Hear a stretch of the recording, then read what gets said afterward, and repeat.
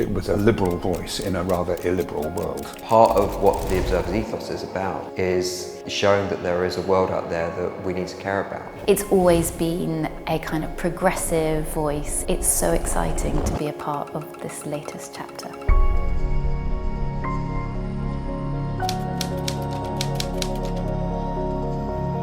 For the first 150 years, roughly, it was all over the place. There were great scoops, there were sensational stories. They had one of their first big stories with the execution of Marie Antoinette. What changed for the Observer in particular was after the Second World War, a man called David Astor, who was a member of the Astor family, who bought the Observer. He became editor, and he was one of the great newspaper editors of the 20th century. He started off with a view that his Observer would base itself on doing the exact opposite of whatever Hitler had ever thought. He actually said in terms that ethics are more important than politics. What he created, and why I think the Observer matters very much today, is that it was a liberal voice in a rather illiberal world.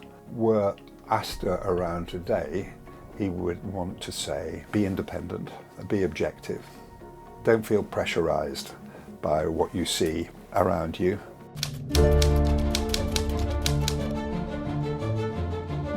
We're living in really desperately difficult political times. I think the antidote to it is kind of culture and imagination. The best of humanity is what we produce, what we create.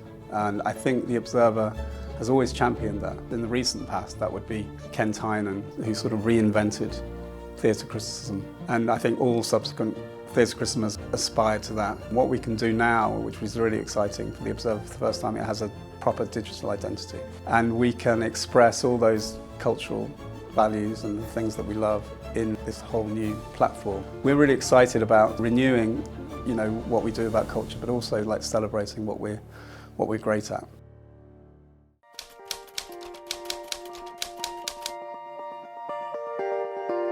Rachel Beer was a woman of Iraqi Jewish descent. She has become known as the First Lady of Fleet Street, so she was the first woman to edit a British national newspaper. For a period when her husband got sick, she was both the editor of the Sunday Times and the Observer at the same time. And this was at a time when female journalists were mostly encouraged to stick to feminine issues.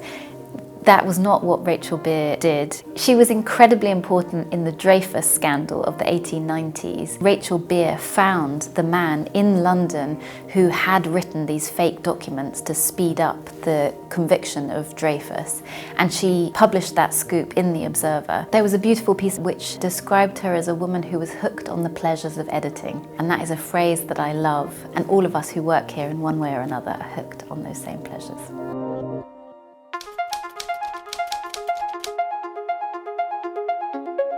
The Observer has always been an internationalist newspaper at heart. We care about the rest of the world. Whether that's our reporting now on what's happening in El Fasher in Sudan, or whether that's going back to the work that we did on the anti-apartheid campaign in the 60s and 70s under David Astor. He was a big believer that the apartheid regime was evil, campaigned relentlessly against it. And in 1963, Mandela and 9 other members of the ANC were on trial. They faced the death penalty.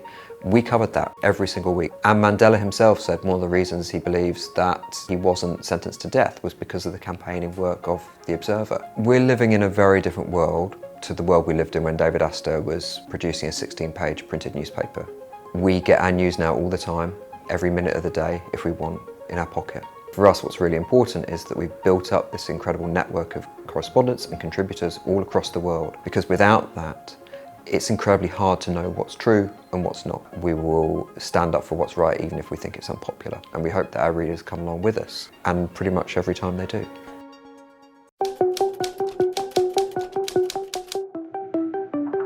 The cryptic crossword as we know it today was first popularised in The Observer nearly 100 years ago. No other newspaper has carried a legacy like that from start to finish. For it to have been first published with us, to then have run that course back to back from setter to setter, Torquemada, then Ximenes, then AZ, and Hemelo now. It's a really beautiful legacy and a crown jewel in The Observer. No one else offers what The Observer delivers in our puzzle section. It's unique, it's fueled by our readers, and it's only going to grow from here. We all love that sense of satisfaction and going, that's what they meant, that's what they were trying to teach me. That's where the Goldilocks comes in. it's accessible to everyone. You don't need to be able to solve a cryptic. And maybe, just maybe, from that Goldilocks, which is just right, you might move to Speedy. And from Speedy, you might move to Everyman. And that's where I want to bring people in. We live in a world where everyone's got an opinion, everyone has a platform. In all that noise, it's fundamental and important to have voices that you can have faith in. I think it's a newspaper that has always prized thinking and curiosity rather than just chasing down the news lines of the moment. It's independent and objective, and is starting off with an ethical view that I think is important and which is different from the loud noise of most of the other media in the United Kingdom today.